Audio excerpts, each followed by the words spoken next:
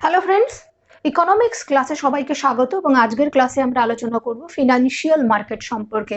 দেখো, কোনো রকম কোনো অতিরিক্ত কথা না বলে পড়াশোনাটা আমাদের সবথেকে বেশি জরুরি, সেই জন্য সরাসরি আমরা বিষয়বস্তুতে চলে যাই।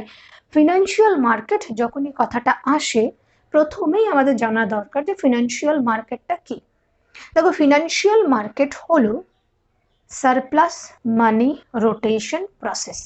খুব সহজ ভাষায় যদি বলি, এই ক্ষেত্রে কি বলবো, সারপ্লাস মানি বলতে দেখো, ভারতবর্ষের যে আম আদমি মানুষ, তাদের যে এক্সট্রা সেভিংস, সেই সেভিংসের মানিটাই বলি, বা সেভিংসটা রোটেশন চলে কিভাবে।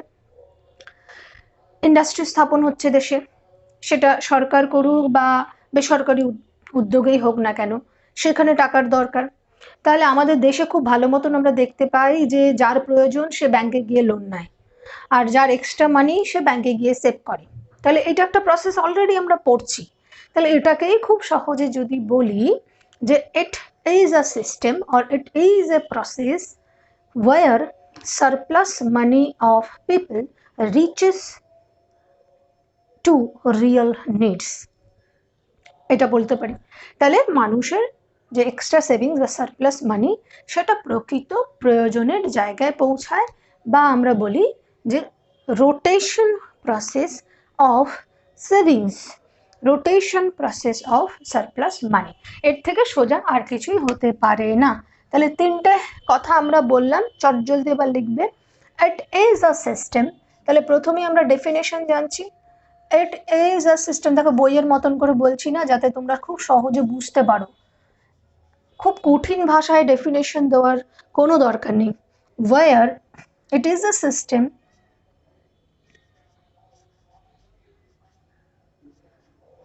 where surplus money of people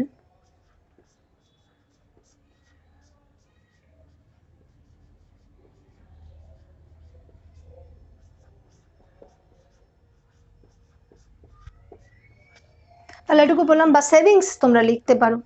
reaches for real need, reaches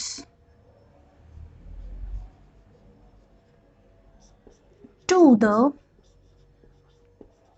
real needs, আর আমরা বলতে পারি যে ডেভেলপমেন্ট, তো প্রকৃত যারা ডেভেলপমেন্ট করতে চাইছে তাদের কাছে গিয়ে পৌঁছয়। বা এটার আরেকটা ডেফিনেশন কি করতে পারি, আমরা বললাম রোটেশন অফ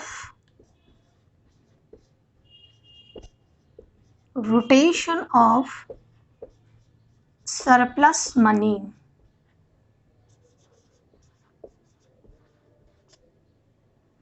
or savings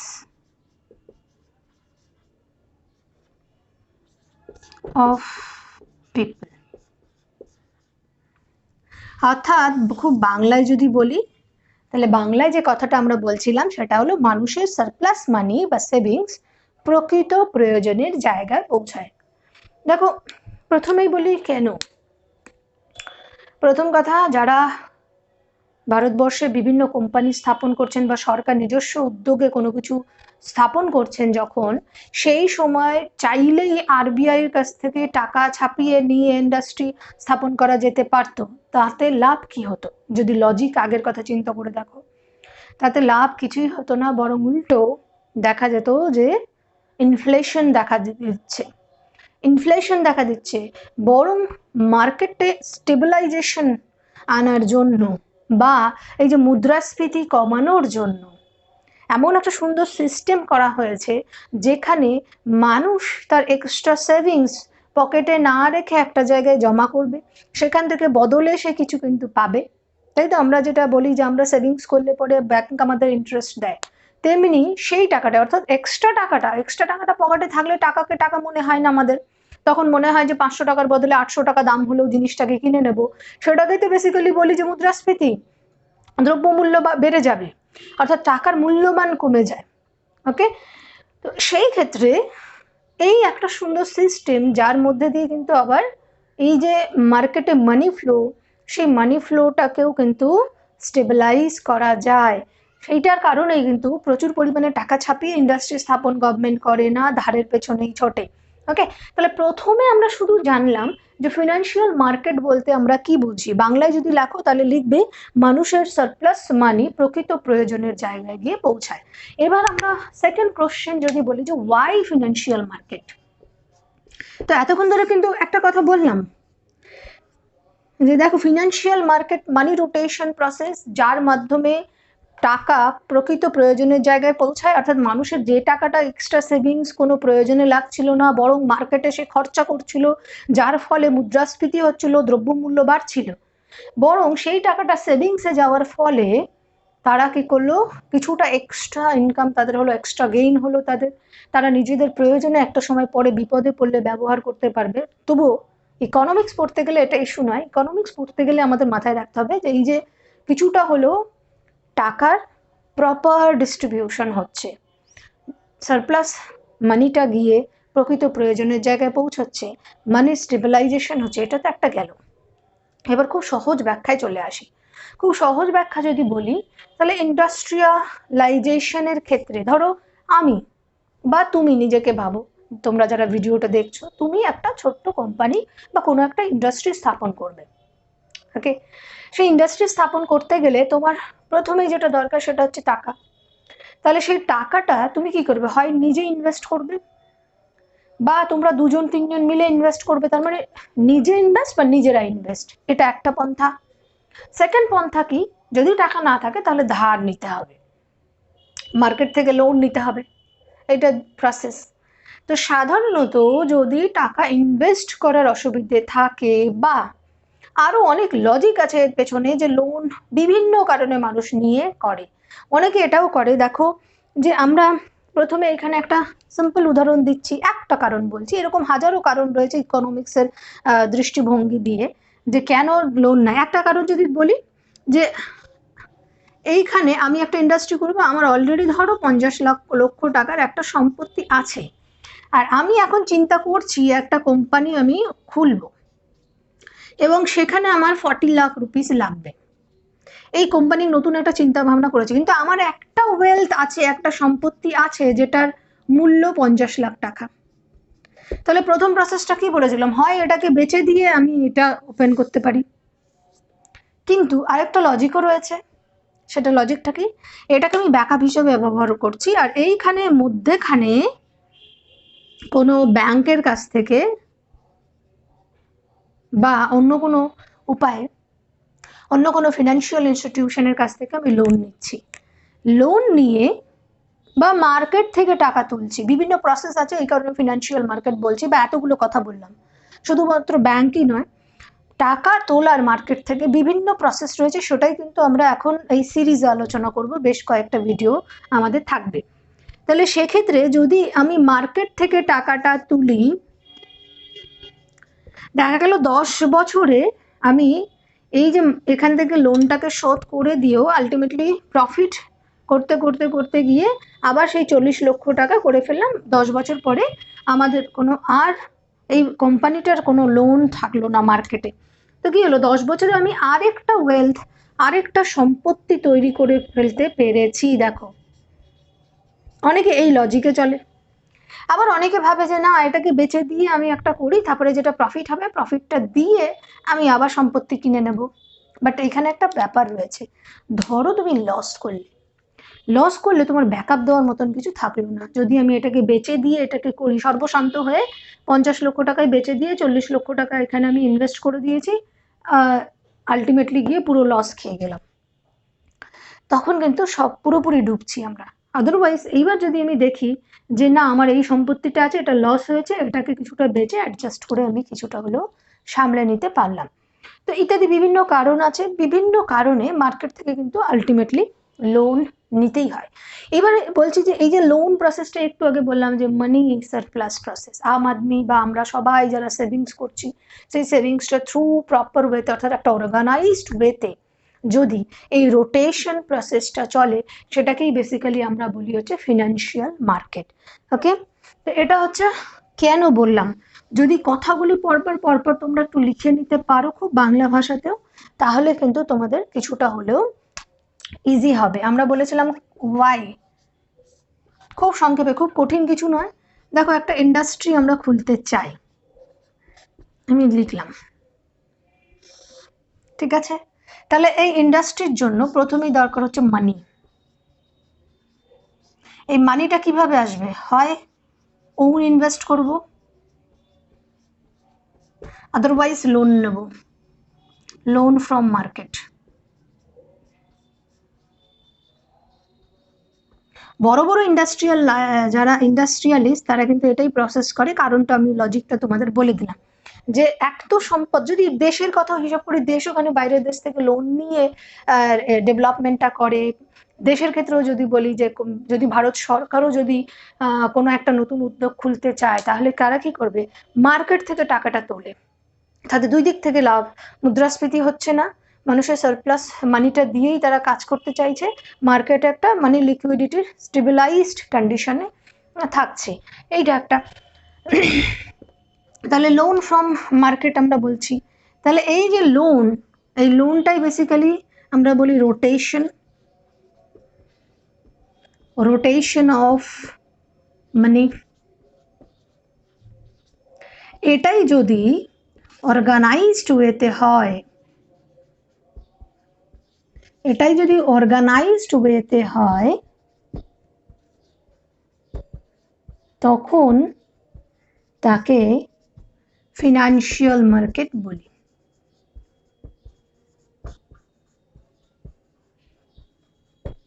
তখন তাকে ফিনান্সিয়াল মার্কেট বলে। যদি গভর্নমেন্ট যে লোন ফ্রম মার্কেট নিচ্ছে, আমরা এর আগেও পড়েছি বিভিন্ন প্রসেসে, কারণটা কি? সেই যে ওপেন মার্কেট অপারেশন বিভিন্ন পদ্ধতিতে অর্থাৎ বন্ডের মাধ্যমে নিচ্ছে, সেটাই কিন্তু এর মধ্যেই পড়বে আলটিমেটলি আলোচনায়। তাহলে গভর্নমেন্ট ক্যাপিটাল ফরমেশন করতে চাইছে, গভর্নমেন্টেরও বিভিন্ন পদ্ধতি রয়েছে মার্কেট থেকে টাকা তোলার। তার মানে এই যে বন্ড, জিরো কুপন বন্ড বলছি আমরা, বা মার্কেট থেকে কোম্পানি যদি তোলে একরকম, গভর্নমেন্ট তোলে তাহলে একরকম। এইগুলোকে আলাদা করে আমাদেরকে জানতে হবে যে গভর্নমেন্ট কিভাবে টাকা তোলে, প্রাইভেট কোম্পানিগুলো কিভাবে টাকা তোলে। তো এটা ধীরে ধীরে টোটাল আলোচনাতে আমরা জানবো। সেই জন্যই কিন্তু আমরা আস্তে আস্তে এগোচ্ছি, বেসিক কনসেপ্ট থেকে এগোচ্ছি। গভর্নমেন্ট লোন তুলতে গেলে আমরা জানি ওপেন মার্কেট অপারেশনের মাধ্যমে টাকা মার্কেট থেকে তোলে, অর্থাৎ ক্যাপিটাল ফরমেশন করে, এবং সেখানে একটা নির্দিষ্ট টাইম পিরিয়ড থাকে, ইত্যাদি ইত্যাদি। এই পর্যন্ত আমরা চলো লিখে নাও। এবং তার দ্বারা আলটিমেটলি ওয়াই কেন বলছি? ওয়াই এই কারণে যে সারপ্লাস মানি মানেই কিন্তু যত বেশি সারপ্লাস মানি থাকবে তত বেশি ইনফ্লেশন বাড়বে, সেই দিকটা কিন্তু কিছুটা হলেও কন্ট্রোল হয়। চলো লিখে নাও। এবার নেক্সট আমরা বলবো যে ফিনান্সিয়াল মার্কেটের ইনস্ট্রুমেন্ট।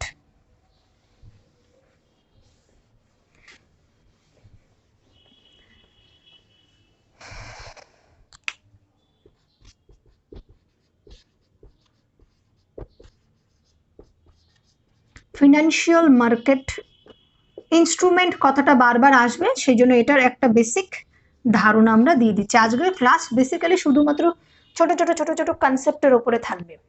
দেখো ফিনান্সিয়াল মার্কেট ইনস্ট্রুমেন্ট কাদের বলবো? এই যে একটু আগে বললাম আরবিআই তুলুক বা প্রাইভেট কোনো কোম্পানি তুলুক বা ফিনান্সিয়াল কোনো ইনস্টিটিউশন তুলুক, তারা যে প্রসেসে যে পদ্ধতি অবলম্বন করে মার্কেট থেকে এই টাকাটা তোলে। তোমরা দেখেছো ওপেন মার্কেট অপারেশনে একটা পেপার তৈরি করা হলো, পেপারের উপরে একটা অ্যামাউন্ট লেখা থাকলো এবং সেটাকে কখনো কখনো হাই ইন্টারেস্ট রেটে, কখনো আবার বলা হয় যে হাই ডিসকাউন্ট রেটে দিয়ে দেওয়া হয়। বিভিন্ন পদ্ধতি অবলম্বন করা হয়, একটা নির্দিষ্ট টাইম পিরিয়ড পরে যেটা ফেস ভ্যালু লেখা রয়েছে কাগজের উপরে সেটাই তারা পাবে। এটা একটা প্রসেস ছিল। তো এইরকম যে প্রসেসে মার্কেট থেকে, অর্থাৎ এই যে ফিনান্সিয়াল মার্কেট বললাম, এই ফিনান্সিয়াল মার্কেট থেকে টাকা তোলা হয়, সেগুলোকেই বলা হয়েছে ফিনান্সিয়াল মার্কেট ইনস্ট্রুমেন্ট। অর্থাৎ খুব সহজ ভাষায় বাংলায় লিখে নাও, যে পদ্ধতি অবলম্বন করে যে প্রসেসে মার্কেট থেকে টাকা তোলা হয়ে থাকে, সেটা গভর্নমেন্ট হোক, সেটা কোনো প্রাইভেট সংস্থা হোক, সেটা কোনো ফিনান্সিয়াল ইনস্টিটিউশন হোক, সেইগুলোকে ফিনান্সিয়াল ইনস্ট্রুমেন্ট বলে। প্রত্যেকটা পার্টে আলাদা আলাদা নাম, সেগুলো আমরা ধীরে ধীরে পরের ক্লাসে জানবো। তাহলে ফিনান্সিয়াল ইনস্ট্রুমেন্ট কি? পয়েন্ট নাম্বার 3 তে আমরা জেনে নিলাম প্রথমে ফিনান্সিয়াল মার্কেট কি ছিল, দেন বললাম কেন ফিনান্সিয়াল মার্কেট সেটা জানলাম, দেন থার্ড আমরা ফিনান্সিয়াল মার্কেট ইনস্ট্রুমেন্টের মূল ডেফিনেশন জানলাম। এইবার আমরা পড়ছি ফিনান্সিয়াল মার্কেট কে দুটো ভাগে ভাগ করা হয়ে থাকে।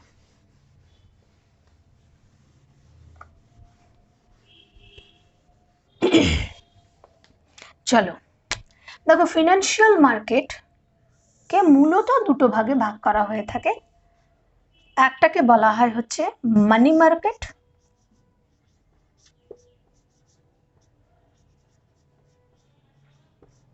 আর দ্বিতীয়টাকে হচ্ছে ক্যাপিটাল মার্কেট।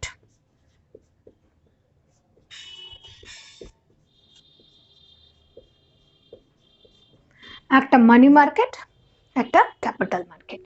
দেখো এটা কিছুই না, এটা শুধুমাত্র এই যে মানি রোটেশন প্রসেসটা বললাম, এই মানি রোটেশন প্রসেসের যে টার্ম, সময়সীমা, তার উপরে দুটো ভাগ করা হয়েছে। তাহলে আমরা প্রথমেই যদি বলি যে মানি মার্কেট যদি বলা হয়, তাহলে মানি মার্কেট হচ্ছে basically short term investment. Short term investment, বা খুব সহজে একটু আগে যেটা তোমাদের বললাম যে ইনভেস্টমেন্টের বদলে রোটেশন বলতে পারো। শর্ট টার্ম ইনভেস্টমেন্ট আর মানি রোটেশন। ওকে, শর্ট টাইম বলতে 1 year or less than 1 year।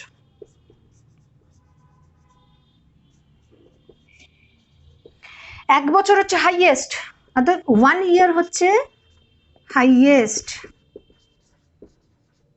তার থেকে কমই হবে। এবং এই মার্কেটটাকে, অর্থাৎ টোটাল যে ফিনান্সিয়াল মার্কেটে এই যে টাকার লেনদেন রোটেশন চলে, তাকে দুটো ক্যাটাগরিতে ভাগ করা হয়েছে। একটা ক্যাটাগরি হচ্ছে শর্ট টার্ম, যেটা আপ টু 365 days, 365 দিন বা তার কম মানি রোটেশন প্রসেস, ইনভেস্টমেন্ট প্রসেস, সেগুলোকে আমরা বলছি হচ্ছে মানি মার্কেট। আর তার বেশি হলেই ক্যাপিটাল মার্কেট চলে যাবে। দেখো 1 year হচ্ছে হাইয়েস্ট পিরিয়ড, এবং এইটা control by RBI. RBI control করে। ওকে, নেক্সট যেটা বলছি যে এইটুকু জানবো আমরা, এটার দুটো পদ্ধতিতে চলে বেসিক্যালি। একটাকে বলে হচ্ছে অর্গানাইজড, আর আরেকটা হচ্ছে unorganised.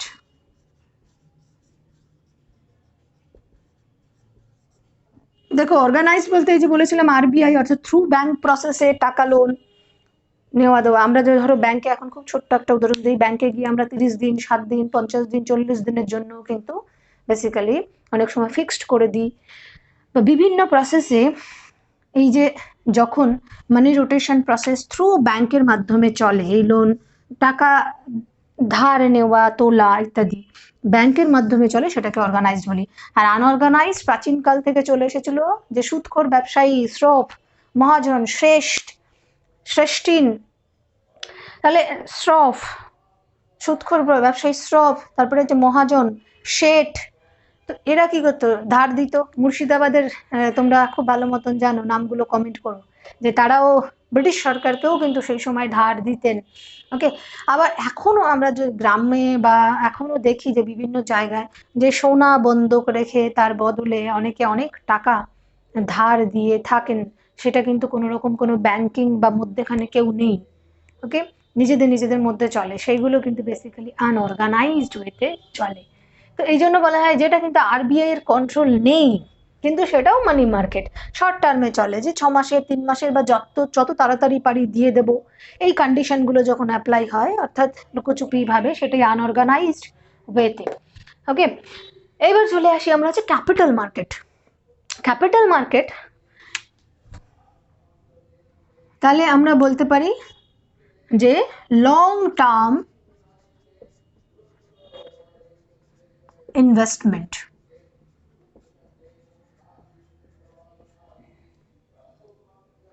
Long term investment or rotation process, তার মানে মোর দ্যান 1 year। এইটা কন্ট্রোল করে কে? কন্ট্রোলড বাই, দেখো সেবি। সেবির ফুল ফর্ম কি? Security and Exchange Board of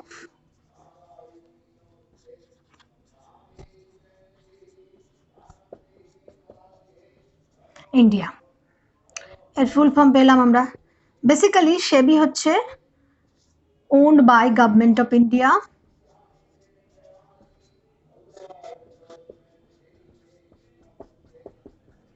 এর হেডকোয়ার্টার মুম্বাইয়ে। তারপরে আমরা এলআইসিতে যে ইনভেস্টমেন্ট করি একটা লং টার্মের জন্য, ফিক্সড ডিপোজিট করি লং টার্মের জন্য, এগুলো সবই কিন্তু ক্যাপিটাল মার্কেটের আন্ডারে ফেলা হয়, ফিনান্সিয়াল মার্কেটে। এবং সেবি সম্পর্কে আমরা কিছু ইনফরমেশন জানছি যে সেবির ফুল ফর্ম হচ্ছে security and exchange board of India, owned by government of India. এটার হেডকোয়ার্টার মুম্বাই। বেসিক্যালি 1988 এর 12 এপ্রিল এস্টাবলিশটা হয়েছিল, যদিও বলা হয় যে এটা স্ট্যাটিউটরি বডি প্রথমে ছিল না। স্ট্যাটিউটরি বডি বলতে আমরা জানি যে কোনো আইন দ্বারা যদি, ভারত সরকারের কোনো আইন দ্বারা যদি গঠন হয় তখন তাকে স্ট্যাটিউটরি বডি আমরা বলি। তাহলে প্রথম স্ট্যাবলিশ হয়েছিল 1988 12 এপ্রিলে, কিন্তু 1992 এর 12 এপ্রিলে একে স্ট্যাটিউটরি বডির আখ্যা দেওয়া হয়। স্ট্যাটিউটরি বডি বলতে ভারত সরকারের আইন দ্বারা স্থাপিত, তখন আমরা তাকে স্ট্যাটিউটরি বডি বলে থাকি। যেমন আমরা আরবিআই বলি, 1935 সালে আরবিআই অ্যাক্টের মাধ্যমে গঠন, ঠিক আছে।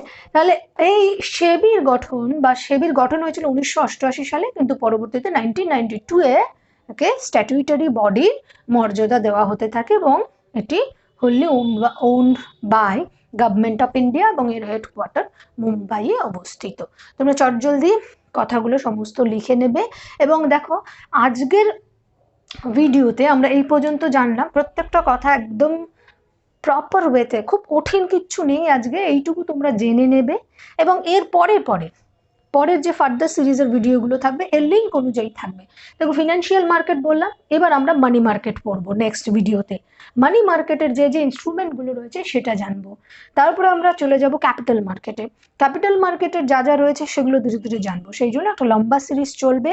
তোমরা প্রত্যেকটা কথা টুকে রাখো। আজকের ক্লাসে এমন তেমন কিচ্ছু নেই, খুব ছোট ছোট বিষয় শুধুমাত্র আমরা বললাম, কিন্তু প্রচুর পরীক্ষায় এখান থেকে রয়েছে। যেমন এটা আসে, হেডকোয়ার্টার কোথায়, সেবির ফুল ফর্ম কি, ক্যাপিটাল মার্কেটকে কন্ট্রোল করে, মানি মার্কেটকে কন্ট্রোল করে, মানি মার্কেটের সম্পর্কে কয়েকটি কথা, কোন কথাটি ভুল কোন কথাটি ঠিক, এইভাবে ঘুরিয়ে ফিরিয়ে বারবার প্রশ্ন আসবে। ওকে, থ্যাংক ইউ ফর ওয়াচিং। সঙ্গে থেকে এবং দেখা হবে নেক্সট ভিডিওতে এই ফিনান্সিয়াল মার্কেটের পরবর্তী এর সিকোয়েন্সে যে ভিডিও আসবে সেটা নিয়ে। ততক্ষণ পর্যন্ত সবাইকে অসংখ্য ধন্যবাদ এবং সঙ্গে থেকেও পারলে শেয়ার করো। যারা প্রথম দেখছো তারা অবশ্যই সাবস্ক্রাইব করে নিও চ্যানেলটাকে। Thank you.